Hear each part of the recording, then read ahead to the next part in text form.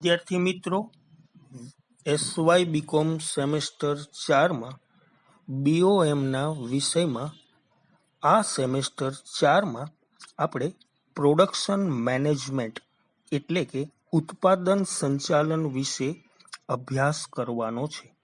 ઉત્પાદન સંચાલનનો અભ્યાસક્રમ 4 યુનિટમાં વહેંચાયેલો છે, જેમાં યુનિટ નંબર 3 ઇન્વેન્ટરી અંકુશ એટલે કે માલ સામગ્રી અંકુશ વિશેનો છે, જેનો આજે આપણે અભ્યાસ કરીશું. તો મિત્રો, ઇન્વેન્ટરી એટલે સામાન્ય રીતે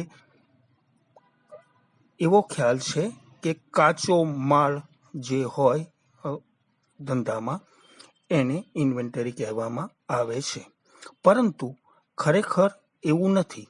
ઇન્વેન્ટરીમાં તમામ પ્રકારની અને સ્વરૂપની માલ સામગ્રીનો સમાવેશ થાય છે, જે વસ્તુની ઉત્પાદન પ્રક્રિયા દરમિયાન વપરાતી માલ સામગ્રી તેમજ સંગ્રહ વિભાગ સાથે એટલે કે સ્ટોર માલ સામગ્રીના સ્ટોર્સ માટેની જે બાબતો છે એની સાથે સંકળાયેલ છે.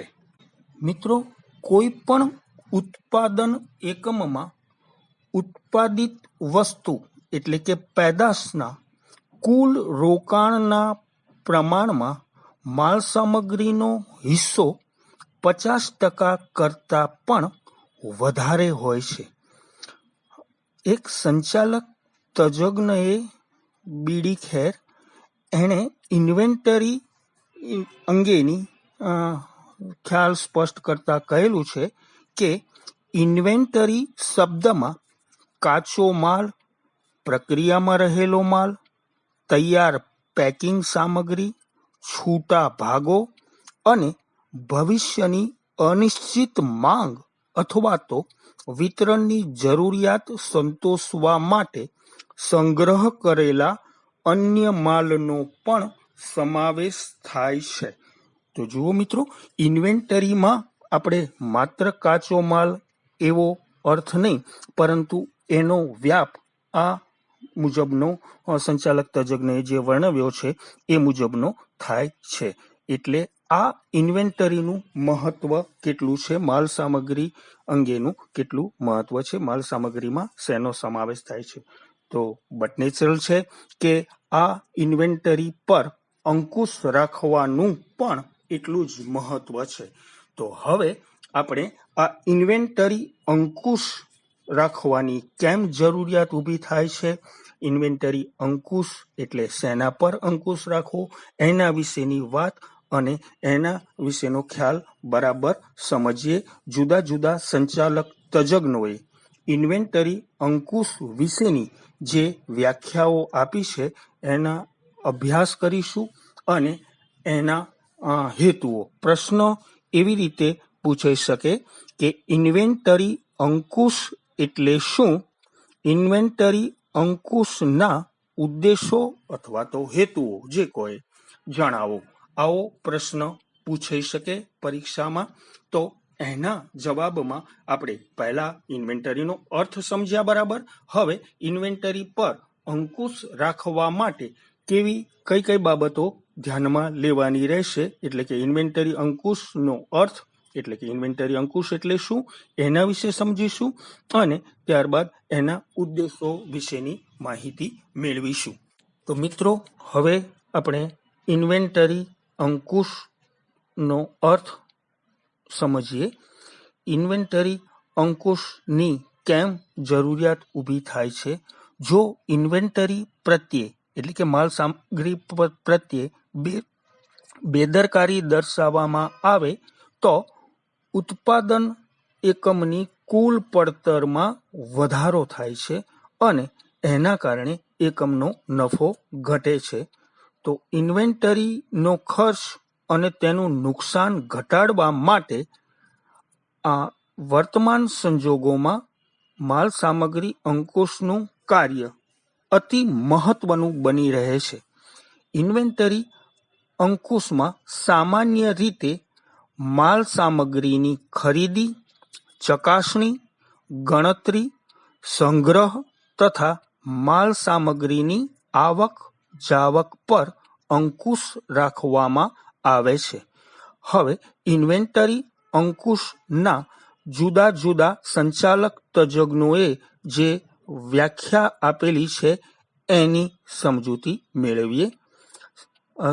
મુસલમાન અને હ્યુગીસ આ સંચાલક તજજ્ઞના મત મુજબ માલ સામગ્રી અંકુશની વ્યાખ્યા આપતા તેઓ કહે છે, માલ સામગ્રી અછત દૂર કરવા, તેમાં ઓછામાં ઓછું નાણાકીય રોકાણ કરવા અને ઉત્પાદનના સાતત્ય માટે માલ સામગ્રી અને પ્રક્રિયામાં રહેલ માલ સામગ્રીનું પદ્ધતિસર હિસાબી રીતે નિયમન અને કાર્યક્ષમ સંચાલન કરવું એ છે. આ ઉપરાંત શ્રી બોથલ નામના સંચાલક તજજ્ઞએ પોતાના પુસ્તકમાં માલ સામગ્રી અંકુશ વિશેની 4 બાબતોનો સમાવેશ કર્યો છે. પહેલું છે માલ સામગ્રીની ખરીદી, બીજું છે માલ સામગ્રીની બાહ્ય હેરફેર, ત્રીજું છે માલ સામગ્રીની આંતરિક હેરફેર અને ચોથું છે સ્ટોકમાં રહેલ માલ સામાન પર અંકુશ એટલે ઇન્વેન્ટરી અંકુશ. આમ વિશાળ કાર્યક્ષેત્ર ઇન્વેન્ટરી અંકુશનું રહેલું છે. આ ઉપરાંત બીજા એક સંચાલક તજજ્ઞ શ્રી મેયરે ઇન્વેન્ટરી અંકુશની વ્યાખ્યા આપતા જણાવ્યું છે કે ઇન્વેન્ટરી પર અંકુશ એટલે કેટલી કક્ષા સુધી કરકસરયુક્ત ઇન્વેન્ટરીનો સંગ્રહ કરી શકાય તે અંગેનો પેઢીનો નિર્ણય. તો વિદ્યાર્થી મિત્રો, આ જુદા જુદા સંચાલક તજજ્ઞો એ ઇન્વેન્ટરી અંકુશની વ્યાખ્યાઓ જે આપેલી છે એના પરથી એક બાબત સ્પષ્ટ કરી શકાય કે સામાન્ય રીતે ઇન્વેન્ટરી અંકુશમાં આ બધી જ વ્યાખ્યાઓના સાર સ્વરૂપે આપણે ઇન્વેન્ટરી અંકુશ વિશે જો વાત કરવી હોય તો આવું કહી શકાય, માલ સામગ્રીની ખરીદી તથા સંગ્રહ ખર્ચ ઘટાડવા, બગાડનું પ્રમાણ ઘટાડવા, ઉત્પાદનનું સાતત્ય જાળવી રાખવા તથા વસ્તુની ગુણવત્તા જાળવી રાખવા માટે કઈ વસ્તુ ક્યારે કેટલા પ્રમાણમાં ખરીદવી અને તેનો સંગ્રહ કરવો તે માટેની પૂર્વ નિર્ધારિત યોજના એટલે ઇન્વેન્ટરી અંકુશ. તો જોયું મિત્રો, કેટલો વિસ્તારપૂર્વકનો આ ઇન્વેન્ટરી અંકુશનો અર્થ થયો. એટલે ઇન્વેન્ટરી અંકુશ રાખવા માટે કેટલી બધી બાબતો વિશેનો અભ્યાસ કરવો પડે છે અને આ બધી જ બાબતો વિશે જો એ બરાબર એના પર કંટ્રોલ એટલે કે અંકુશ રાખવામાં આવે તો ઇન્વેન્ટરી અંકુશ એ યોગ્ય રીતે સંચાલકે કર્યો ગણાય. બરાબર છે. તો ઇન્વેન્ટરી અંકુશનો સામાન્ય ખ્યાલ જુદા જુદા સંચાલક તજજ્ઞોએ જે વ્યાખ્યાઓ આપી છે એ આ બધો જ અભ્યાસ કરવાથી હવે આપણે ઇન્વેન્ટરી અંકુશ વિશેનો ખ્યાલ મળી ગયો હશે. હવે એટલે કે આપણો જે પ્રશ્ન હતો ઇન્વેન્ટરી અંકુશ એટલે શું, આ માત્ર એટલા સવાલનો જવાબ થયો. હવે એ સવાલમાં આગળ ઇન્વેન્ટરી અંકુશના ઉદ્દેશો અથવા તો હેતુઓ જે કહો એના વિશેનો અભ્યાસ આપણે કરીએ. તો ઇન્વેન્ટરી અંકુશ રાખવો કેમ પડે છે, એનો મુખ્ય ઉદ્દેશો કયા છે એના વિશે આપણે અભ્યાસ કરતા જઈએ એક પછી એક. તો એના વિશે સમજીએ. ઇન્વેન્ટરી અંકુશના ઉદ્દેશો વિશે ક્લોડ જોર્જે કહેલું છે, જ્યારે જોઈએ ત્યારે ઓછામાં ઓછા ખર્ચ કે રોકાણ દ્વારા યોગ્ય જથ્થામાં યોગ્ય ગુણવત્તાવાળો માલ મળી રહે તે જોવું એ જ ઇન્વેન્ટરી અંકુશનો મુખ્ય ઉદ્દેશ છે. આ ક્લોડ જ્યોર્જે ટૂંકમાં એ ઉદ્દેશ વિશેની વાત કરી. આ ઉદ્દેશ પાછળ એની સાથે કેટલા બાબતો સંકળાયેલી છે એ એના જુદા જુદા 8 થી 10 ઉદ્દેશો વિશે આપણે હવે એક પછી એક અભ્યાસ કરતા જઈએ અને એ મુજબ સમજૂતી મેળવતા જઈએ. તો ઇન્વેન્ટરી અંકુશનો સૌથી પહેલો ઉદ્દેશ છે વૈજ્ઞાનિક ખરીદીનો હેતુ. મિત્રો, વૈજ્ઞાનિક ખરીદી એ શું છે?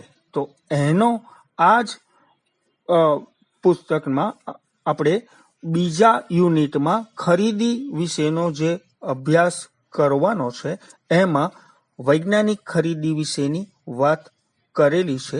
યોગ્ય જથ્થામાં યોગ્ય સમયે યોગ્ય ગુણવત્તામાં યોગ્ય સ્થળેથી યોગ્ય કિંમતે માલ સામગ્રીની ખરીદી કરવી એટલે કે વૈજ્ઞાનિક ખરીદી. ઇન્વેન્ટરી અંકુશ દ્વારા માલ સામગ્રીની ગુણવત્તા ચકાસી શકાય છે. જુદી જુદી ઉત્પાદન પ્રક્રિયાઓમાં રહેલી માલ સામગ્રી તથા સંગ્રહ વિભાગમાં પડેલી માલ સામગ્રીને આધારે વૈજ્ઞાનિક ખરીદીનો પ્રયત્ન થઈ શકે છે. તો આ ઇન્વેન્ટરી અંકુશનો પહેલો ઉદ્દેશ છે વૈજ્ઞાનિક ખરીદીનો હેતુ. વૈજ્ઞાનિક એટલે મિત્રો શબ્દથી એ ન જોશો, વૈજ્ઞાનિક ખરીદીની આખી પ્રક્રિયા કે વિધિ આપણે બીજા યુનિટમાં એ વાત કરેલી છે, એમાં આ વાત થયેલી છે. ઇન્વેન્ટરી અંકુશનો બીજો ઉદ્દેશ છે ઉત્પાદન સાતત્યનો હેતુ. એટલે ઉત્પાદન સતત અને અવિરતપણે ચાલે રાખે છે એના માટેની આ માલ સામગ્રી અંકુશનો ઇન્વેન્ટરી અંકુશનો ઉદ્દેશ મુખ્ય રહેલો છે. માલ સામગ્રીના વપરાશના દરનો એનાથી ખ્યાલ આવે છે. ઉત્પાદન સાતત્ય અવિરતપણે અટક્યા વગર ચાલે એના માટે આપણે જુદી જુદી સપાટીઓ વિશેની પણ સમજૂતી મેળવેલી છે. જુદા જુદા વર્દી જથ્થો વર્દી મૂક્યા પછી કેટલા સમયમાં આપણે જે માલ નો ઓર્ડર આપેલો છે એ કેટલા સમય સુધીમાં આપણને એની ડિલિવરી મળશે અને તે સમય દરમિયાનમાં માલનો કેટલો વપરાશ થશે વગેરે બાબતો વિશેની જાણકારી ઇન્વેન્ટરી અંકુશ દ્વારા મળતી હોવાથી સંચાલકોને આ માલ સામગ્રીના લઘુત્તમ જથ્થા અંગે યોગ્ય નિર્ણય લઈ શકાય છે.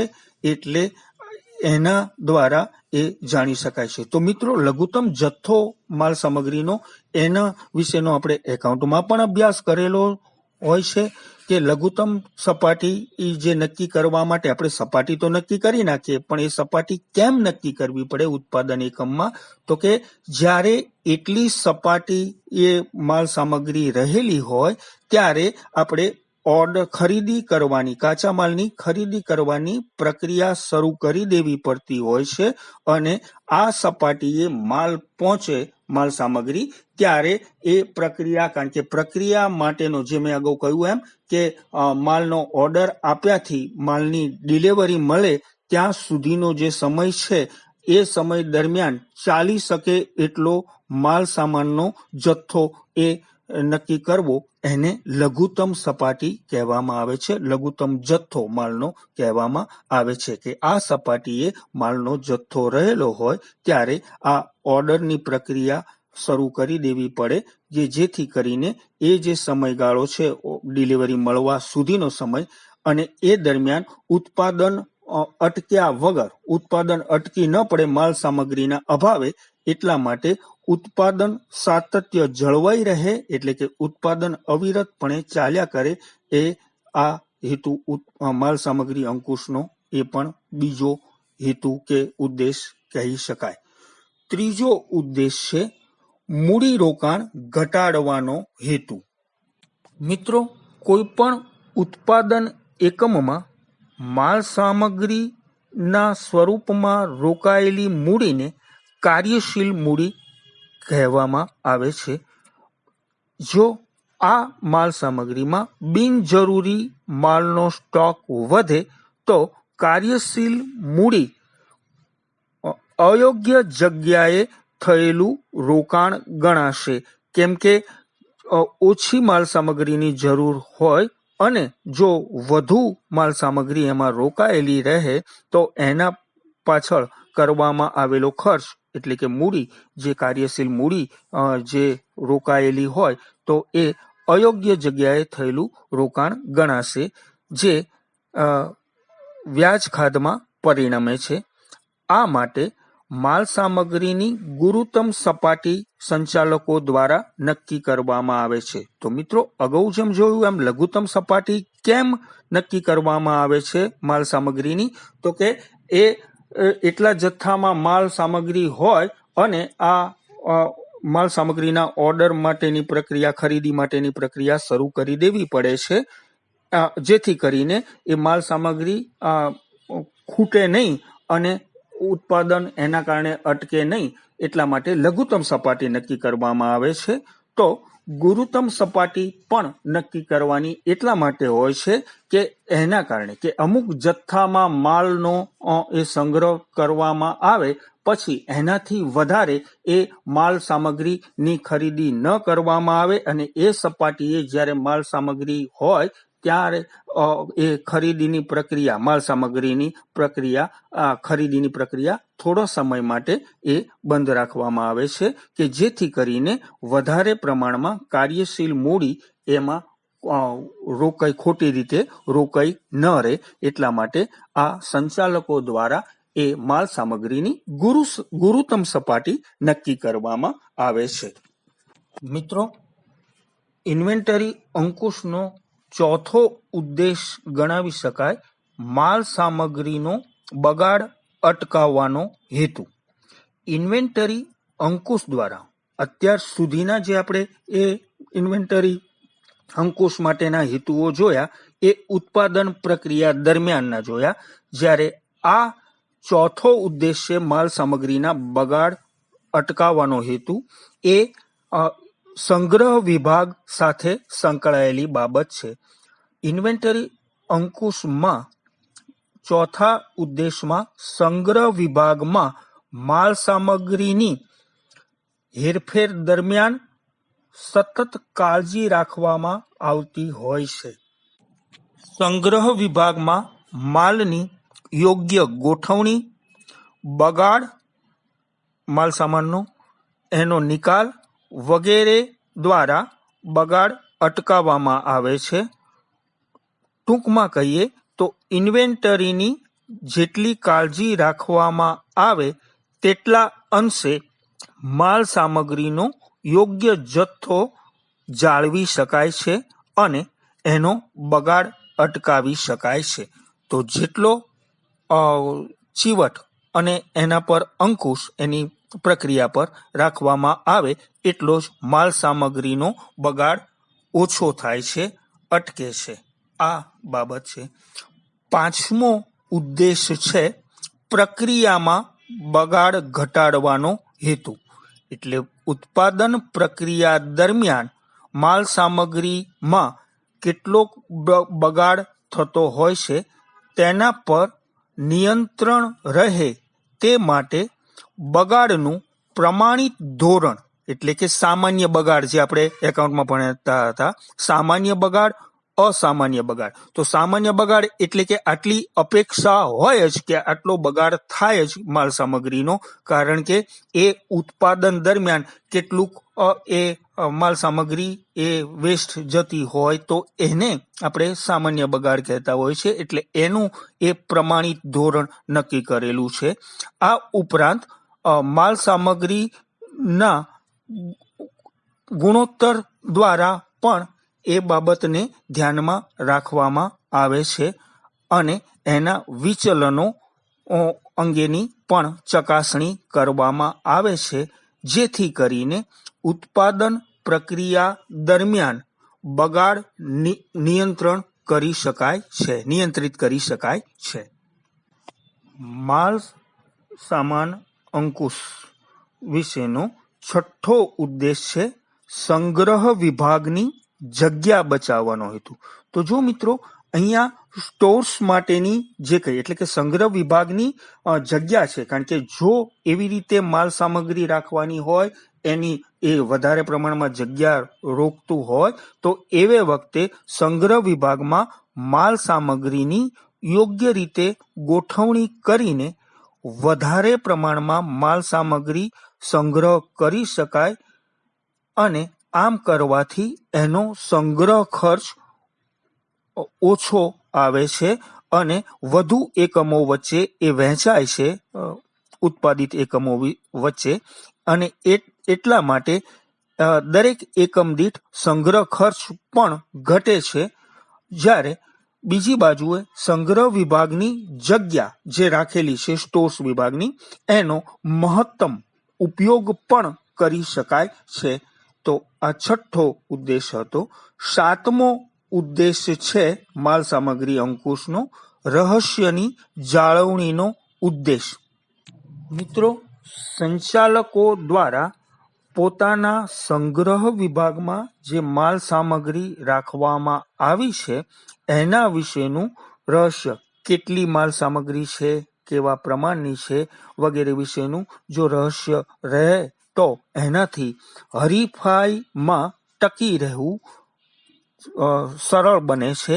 તેથી તમામ પ્રકારની ઇન્વેન્ટરી માટે આમ કરવું, રહસ્ય જાળવી રાખવું મુશ્કેલ બને છે, પણ આમ છતાંય મહત્વની કેટલીક માલ સામગ્રીને જુદી જુદી સંજ્ઞાઓ આપીને એને યોગ્ય રીતે માલ સામગ્રી લોક એન્ડ કીમાં રાખી અને માલ સામગ્રી વિશેનું રહસ્ય જાળવવામાં આવે છે અને એને જવાબદાર વ્યક્તિ એટલે કે સ્ટોર કીપર હોય, જે સંગ્રહ વિભાગના વડા હોય, એ વ્યક્તિની પરવાનગી વગર સંગ્રહ વિભાગમાં પ્રવેશવાની મનાઈ કરવામાં આવતી હોય છે અને એનાથી રહસ્ય, જે ધંધાકીય રહસ્ય છે, એ જાળવી શકાય છે અને એમાં કેટલી માલ સામગ્રી એ છે એના વિશેનું રહસ્ય જાળવી શકાય છે, જેથી હરીફાઈમાં ટકી શકાય. આ ઉપરાંત આઠમું ઉદ્દેશ છે માલ સામગ્રી અંકુશનો ઉચાપત અટકાવી અને હિસાબી હેતુ.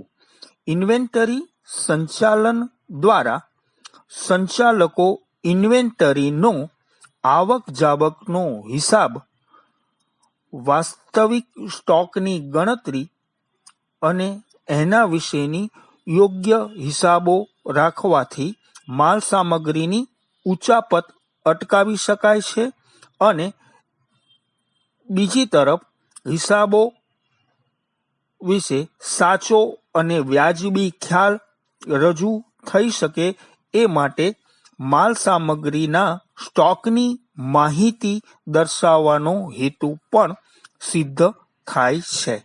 આમ આઠમા ઉદ્દેશમાં ઉચાપત અટકાવી શકાય છે, એટલે કે જે કર્મચારીઓ દ્વારા કે બીજા કોઈ દ્વારા એ માલ સામગ્રીની નાની મોટી ઉચાપત કે એ થઈ શકતું નથી અને એના હિસાબો યોગ્ય રીતે જાળવવામાં આવે છે. આ પણ એક ઉદ્દેશ ઇન્વેન્ટરી અંકુશનો ગણાવી શકાય. નવમો ઉદ્દેશ છે નાણાકીય આયોજનનો હેતુ. નાણાકીય આયોજનમાં નાણાકીય જરૂરિયાતનો અંદાજ મેળવવો એ પ્રાથમિક અને મહત્વની બાબત ગણાય છે. ઇન્વેન્ટરી અંકુશ દ્વારા માલ સામગ્રીની સપાટીઓ ધ્યાનમાં રાખી કેટલી મૂડી માલ સામગ્રીમાં રોકાયેલી છે તેનો ખ્યાલ આવે છે અને તેના પરિણામે કેટલી મૂડીની જરૂર પડશે એકમમાં એનો અંદાજ મૂકી શકાય છે અને આ બાબત નાણાકીય આયોજન માટે ખૂબ જ ઉપયોગી બની રહે છે. છેલ્લે માલ સામગ્રી અંકુશનો ઉદ્દેશ 10મો ગણીએ તો ગુણવત્તા જાળવણીનો હેતુ કહેવામાં આવે છે. ઇન્વેન્ટરી અંકુશમાં માલ સામગ્રીની જાળવણી શેના માટે એ કરવાની હોય છે? માલ સામગ્રીની ગણતરી કરતી વખતે પણ ખરાબ એટલે કે બગાડવાળો, નુકસાનીવાળો માલ અલગ કરવામાં આવે છે અને જેથી કરીને માલ સામગ્રીની જાળવણી કરવાની રાખવા માટે એનાથી વસ્તુની ગુણવત્તા, પેદાશની ગુણવત્તા વધુ સારી બને છે. એટલે કે માલ સામગ્રીની જાળવણી કરવા માટેના જે કંઈ પગલાં લેવામાં આવે છે અને એના કારણે એ કાચા માલની અને તૈયાર માલની ગુણવત્તા જળવાઈ રહે છે, જેથી કરીને ગુણવત્તા જાળવણીનો હેતુ પણ આ ઇન્વેન્ટરી અંકુશનો ગણાવી શકાય. તો મિત્રો, આ આપણે ઇન્વેન્ટરી અંકુશના જુદા જુદા ઉદ્દેશો જોયા. એટલે કે માલ સામગ્રી અંકુશ એ હેતુલક્ષી પ્રવૃત્તિ છે. તેનો મુખ્ય હેતુ માલ સામગ્રીના સ્વરૂપમાં ખોટી રીતે થતું વધારાનું મૂડીરોકાણ અટકાવવાનો છે. આ ઉપરાંત માલ સામગ્રીનો હિસાબ રાખી એકમની સાચી આર્થિક પરિસ્થિતિ જાણવા માટે પણ ઇન્વેન્ટરી અંકુશને અતિ મહત્વનું ગણવામાં આવે છે. તો મિત્રો, આજે આપણે જે પ્રશ્નનો અભ્યાસ કર્યો, એનો જવાબ મેળવ્યો, એમાં ઇન્વેન્ટરી વિશેની માહિતી મેળવી, સામાન્ય ખ્યાલ મેળવ્યો. ત્યારબાદ ઇન્વેન્ટરી અંકુશ રાખવાની કેમ જરૂરિયાત ઊભી થાય, એટલે કે ઇન્વેન્ટરી અંકુશનો અર્થ ભણ્યા અને ઇન્વેન્ટરી અંકુશના ઉદ્દેશો કે હેતુઓ વિશે આપણે અહીંયા સમજ્યા. Okay, thank you very much.